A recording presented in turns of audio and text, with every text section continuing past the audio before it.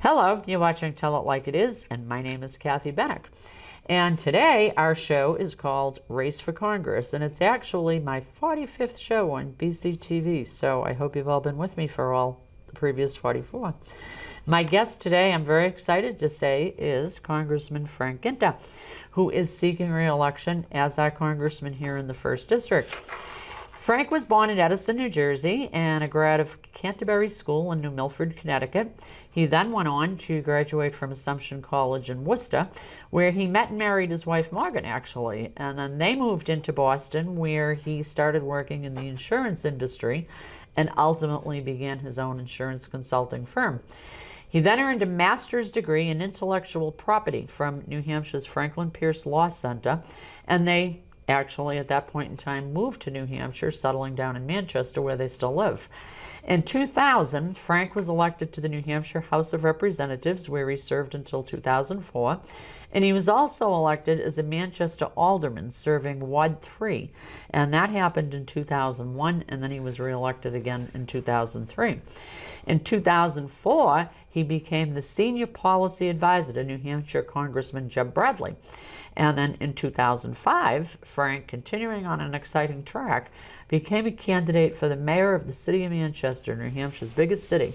And he defeated incumbent Bob Baines to become Manchester's youngest mayor in over 100 years at the age of only 35.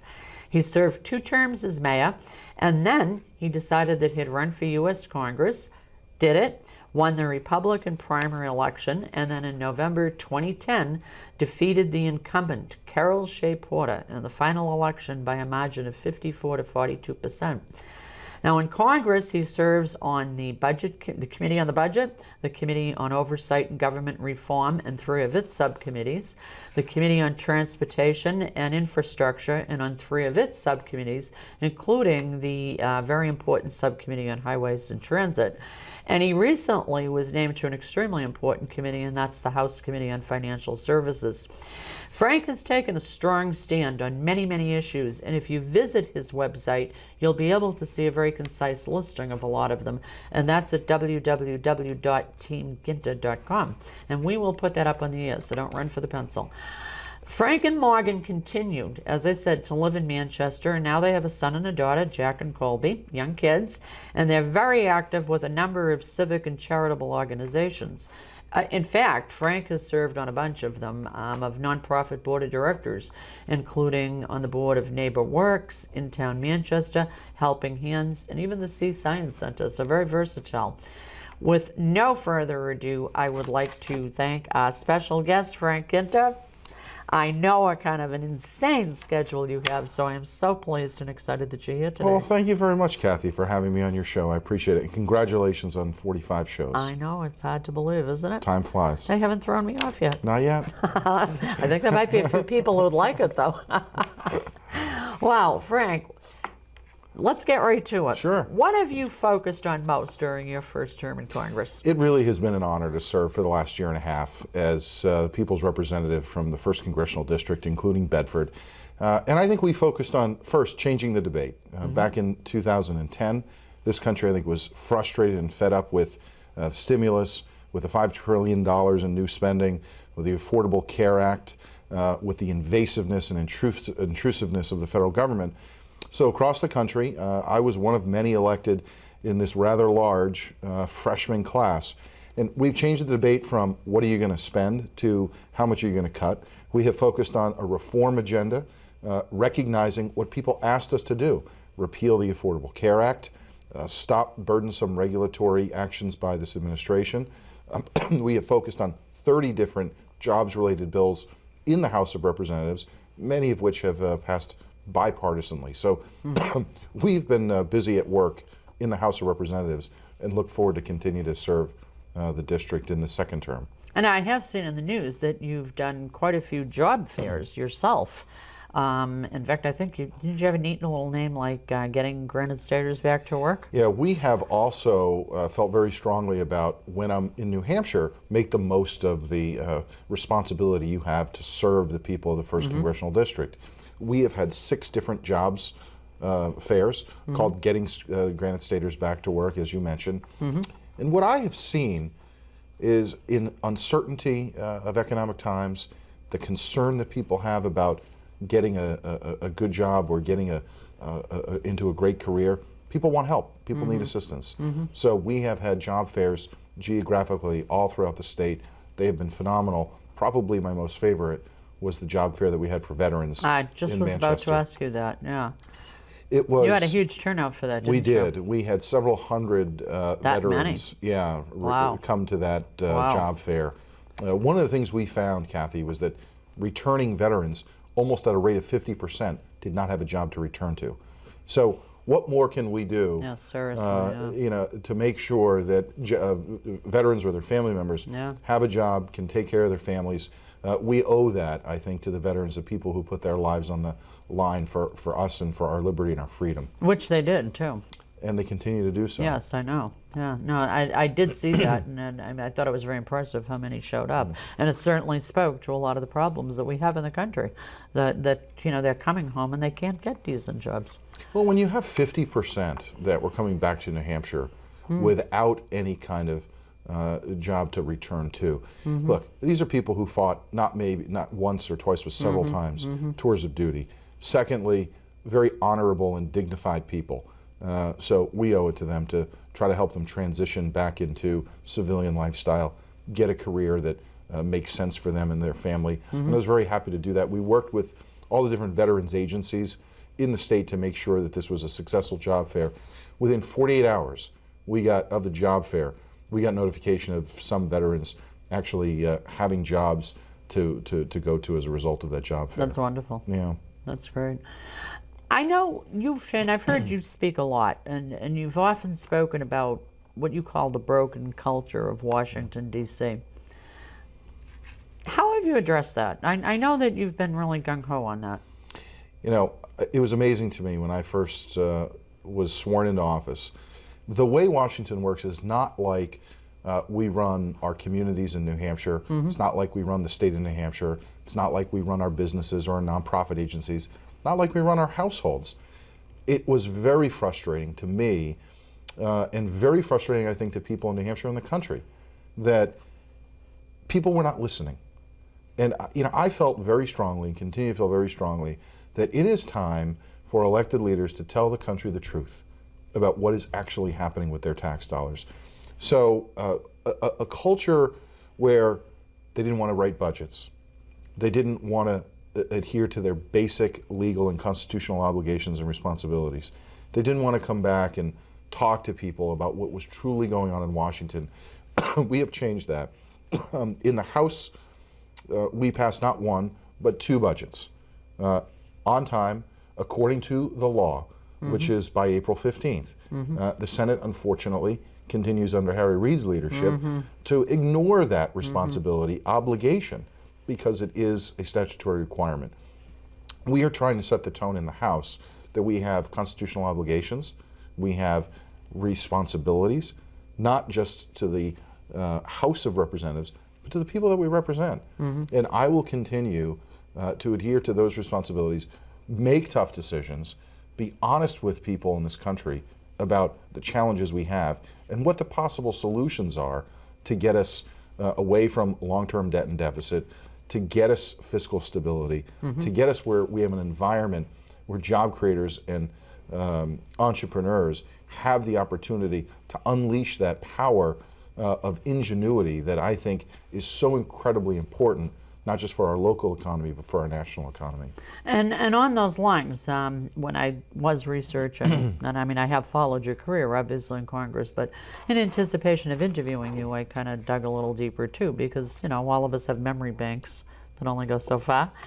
And I know that you were very active in banning earmarks and ending automatic pay raises for Congress, which a lot of people applauded, and in supporting the Stock Act to ban that insider trading that was going on with some of our elected officials. Excuse me, there's 4 different things I think that we've accomplished that are very, very important. Number one, we cut our budgets, our own budgets, not once but twice. Your office budget. Yes. And you saved quite a bit of money. About 11.4%. Yeah. That was one of the first votes that I took because we wanted to convey to the country that we were willing to take a haircut too. Secondly, we banned earmarks. we don't have earmarks anymore. And the reason that's important and critical is that there was abuse Oh, with taxpayer absolutely. dollars. And that frustrates people. And it's not about the amount, it's the fact that the abuse occurs. So Yes. we banned earmarks. Thirdly, we wanted to make sure that the Stock Act requiring members to disclose information relative to trades, make sure that an individual who is a congressman or a congresswoman was not treated any differently than any American. So we passed that with bipartisan support again in the House of Representatives. And then making sure that congressional pay was no longer an automatic increase. We have capped the pay, and it has remained at the same level. So we want to send a message that, look, we understand the financial and fiscal requirements and challenges.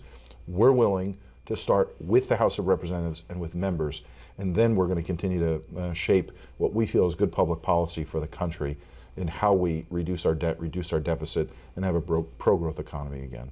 And some of these things, may sound small to people, but in the aggregate, they're not small, because you start adding all these things up, and it amounts to significant dollars. Kathy, it amounts to significant dollars, but it's also important. Credibility Absolutely. is so critical, and people want to know that you're being a good steward of their money. Yes. And that's very similar to when I was mayor. I felt very strongly that as a mayor, you were the steward of the public's money. As a member of Congress, you are the steward of public money, and you have to do everything you possibly can to fight for the taxpayer, to stretch a buck, and to figure out solutions and ideas that make those dollars stretch farther, rather than doing what most people think is the right thing and saying, oh, we need to tax you more. Anybody can raise taxes. The challenge is to find a way to make a buck work better and to not negatively impact the taxpayer.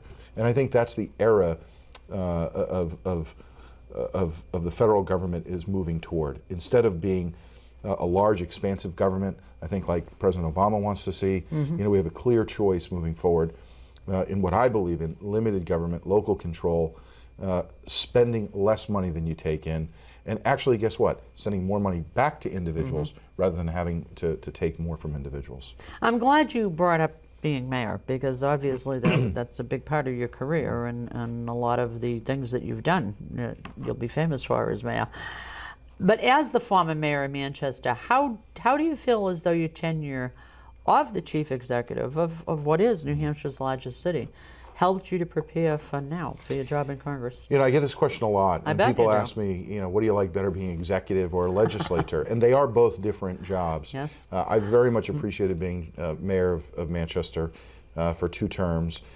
And I think we did a lot of great things for the city of Manchester. I'm proud of the city of Manchester. That's where Morgan and I are raising our family.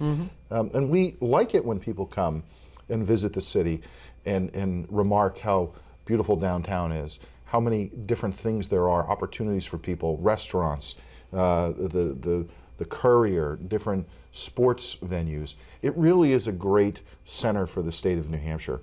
I had to work with 11 Democrats, 2 Republicans, and 1 independent. And in Manchester, as we all know, politics can be and is often a blood sport. Yes, it is. It can be very tough Oh, at yeah. times. So I had to figure out, how do I work with a super majority of Democrats, even though I had to get 8 votes for anything to pass. I did have veto power. It was a strong form of mayoral government, so I needed 5 to sustain a veto. I didn't have either in terms of party affiliation. That requires you to work with individuals and focus on policy and articulate why policy decisions are more important than political ones. So we were able to cut borrowing in half in my first year. A full half. Full 50%. In the first year? Yeah. Wow. I mean, that was a big deal to look at. That is a big deal. Well, because when you manage a city, you want to look at your revenues, you want to look at your rainy day fund, you want to look at your unfunded liabilities. So we cut borrowing in half, and we did it bipartisanly. Secondly, we were able to deliver the first tax cut in a decade. And I remember proposing my first budget, my first tax cut as a mayor. You would have thought that so the city was going to fall into the Merrimack River because we didn't want to take more money from the people of the city. If you remember, the person I replaced, the policies that I replaced, were 6 consecutive tax hikes. Yes. So I came in and Manchester said, was brutal we're for going a to do while. things differently. Yeah. We're going to cut taxes. And we actually did cut taxes for the first time in a decade. And those are 2 things that are very important to me. And then we put in place a spending cap, something that I feel is very important to protect taxpayers and to demand of your elected leaders that they have to figure out how to live within their means. I imagine there was a lot of weeping and wailing. Well, it was a long battle. It was a several-year battle, including a fight to the courts and to the state Supreme Court. And we ultimately were victorious, and now we have a spending cap. And I think it forces individuals who are elected to find solutions. Yes. Everything you do in business, Yes. to try to apply those good, sound business principles to management of a community. And you can have long-term planning. You can build and invest in your community the way taxpayers ask you to, and also live within your means. And that's something I'm very proud of. And as a result, several different publications ended up calling Manchester one of the best managed cities in America. Neat. Now that's something you can always carry. That's right. Always, forever. Now you have attained a strong voting record as a fiscal conservative, and of course have antagonized some of our more ultra-liberal friends, I guess is safe to say. And you've gained a reputation for being able to reach across the aisle to get agreement, much as you did in Manchester.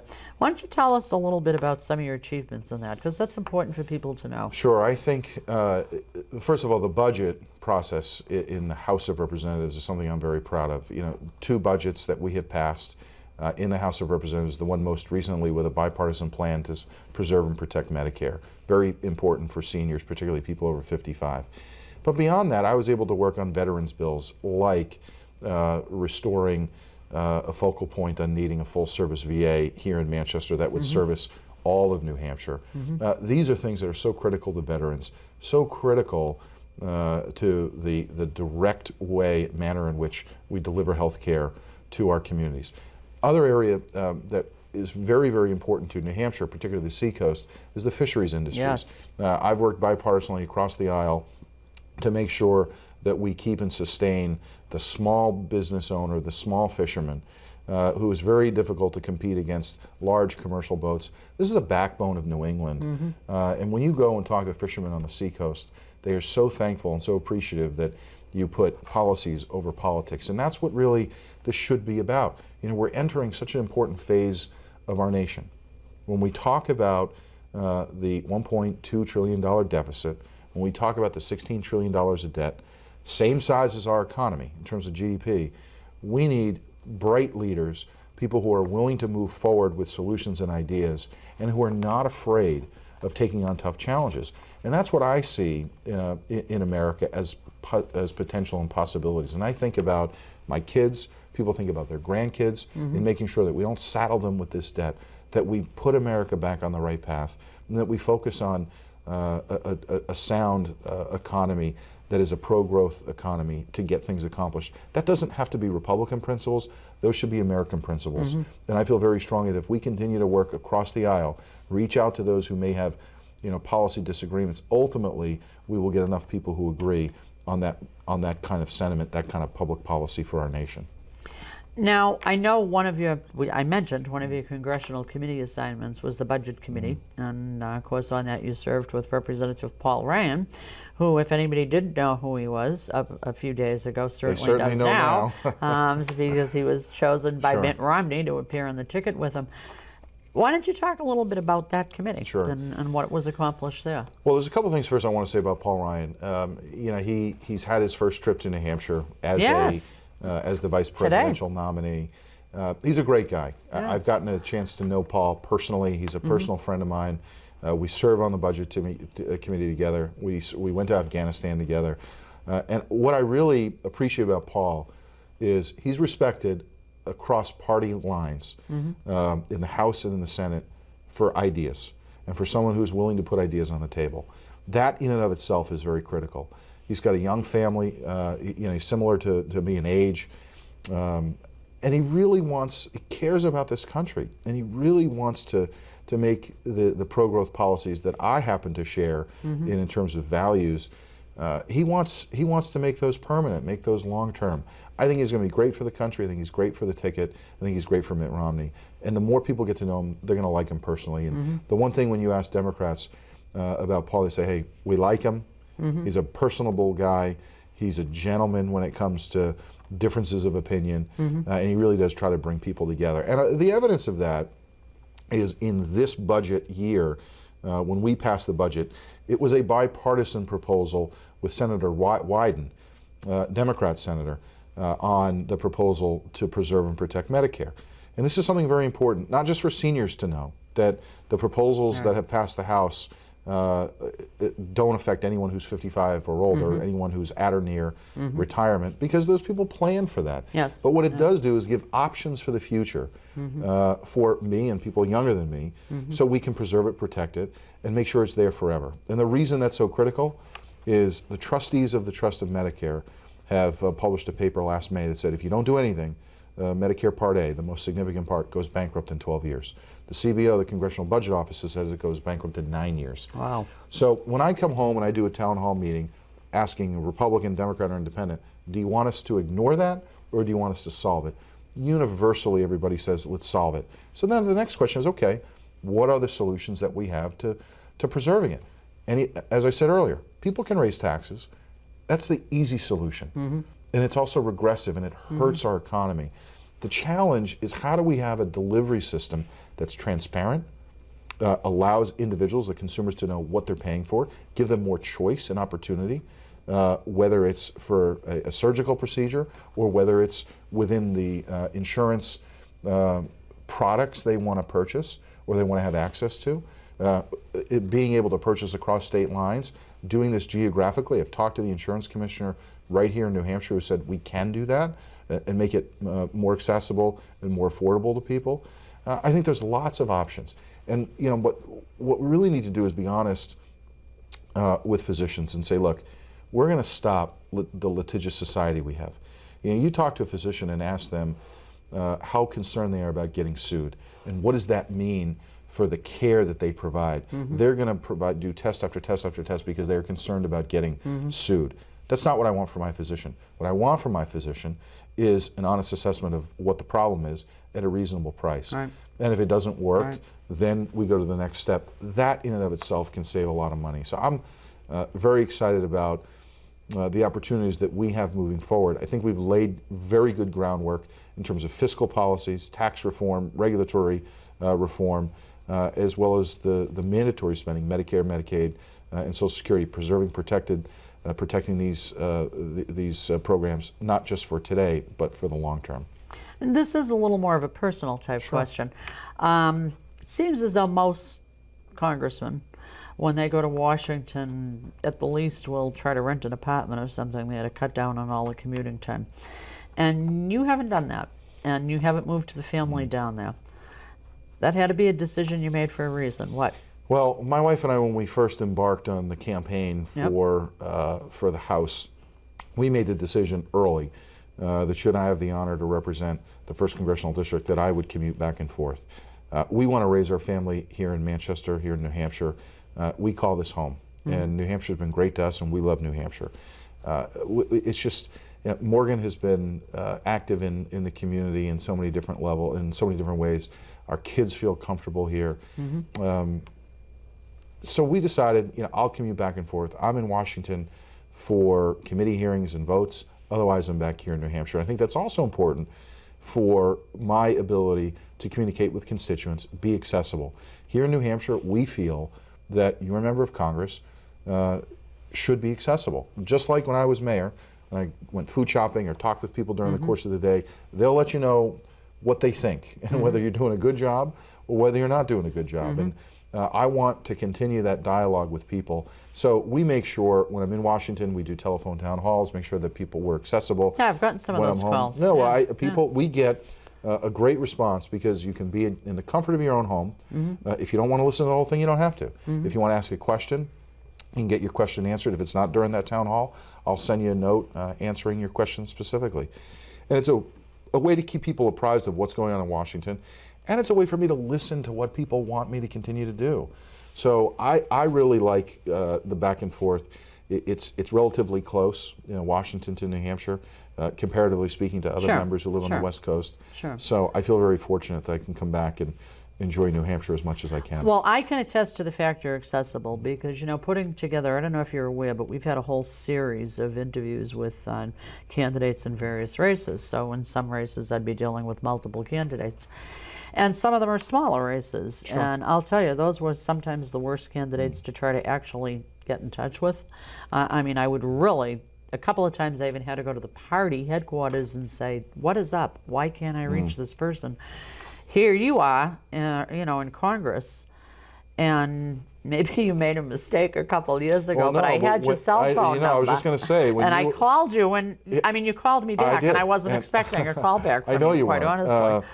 But I'm serious about that. I give myself. I know you are. I'll give it. It's I know you are. 860-0474, and I tell people, look, if you want to call directly to me, give me a call. If I don't answer, I'll get back to you. And you did. It's very, very important. And for I me. have to be honest with you, I was not expecting that. I thought, well, first Well, of you all, said he that in your probably, voicemail when you left me a voicemail. I I did, remember because that. I figured you probably had hundreds of them, number one, and that, at some point in time, some maid or somebody took care of that. So the night that you called back, I was like, wow, it's him. In fact, you were leaving a message for me on the answering machine, and I picked it up, and I'm like, hi, I'm here. And we talked for a while. We did. We talked for probably 45 minutes. And look, this goes back to the reality of New Hampshire expects their representatives, their elected officials, to be accessible. And I think that's unique about New Hampshire. And I really want to be as accessible as I possibly can. Well, you are. So the other thing that I'm very proud of is we've had over 100,000 correspondents come into the federal office, and we have responded to them within 3 days. Wow. All of them. Wow. That's So, and a we record. give detailed responses. We don't give a form letter. And if there's an unsatisfied customer or constituent, we will go out of our way to make sure that great. they are as satisfied as possible. It's just such an important thing, I think, particularly in this day and age when people don't feel like they're being listened to. So, being a member of Congress, you've got a legislative responsibility. I take that very seriously. I bring my voting card. I show people what my voting card looks like and why they have a voice. So always communicate with your member of Congress because it does matter. And making sure that I'm home, accessible, is just part of the job, and part of the job that I very much appreciate. I'm going to throw this in because I know you don't have time to answer it, but I do know your opponent has been hammering you on super PACs and that you refused to, she said you refused to sign on with her to not have super PACs in New Hampshire. And in actuality, I looked into it and learned that there's only one super PAC in New Hampshire that has an office in Manchester, and it just happens to be a super PAC that targeted you of one of 10 people that they're trying to push out of office. And I did ask her if she had asked them to leave New Hampshire, and she hasn't. Well, there's only one super PAC as of today that's involved in this race, and it's one that supports my opponent. It's a super PAC of all places from San Francisco. I know. And it's a cell phone company. I know. And they have decided That's to the one I'm target talking me. about. So, look, this is America. They have the First Amendment right to do so, but that is the only super PAC that's involved in this race. So, if my opponent wants to ask them to leave, that's fine. Well, I did I'm feel a happy that need she to would bring do it that. up because Sure. that is something that she has been hammering you on. And I do try to tell it like it is on this show. And I'm telling you like it is right now that we are out of time. I can't thank you enough. It's been a pleasure. I'd like to have you back. I will come back. And I will harass your staff to have you come You can back harass after the me. primary. I have your cell phone You number. do. All right, don't give me your home phone number because I'll try that too. And I stay up late nights. Frank, thank you so much, My and pleasure. best of luck. And we are out of time. I can't thank Frank Ginter enough. Go on his website, see all of the things that he's done. We'll put it up on the air. You heard him tell it like it is. Hopefully you're hearing me tell it like it is. Now it's your turn to tell it like it is. Till next time, bye-bye.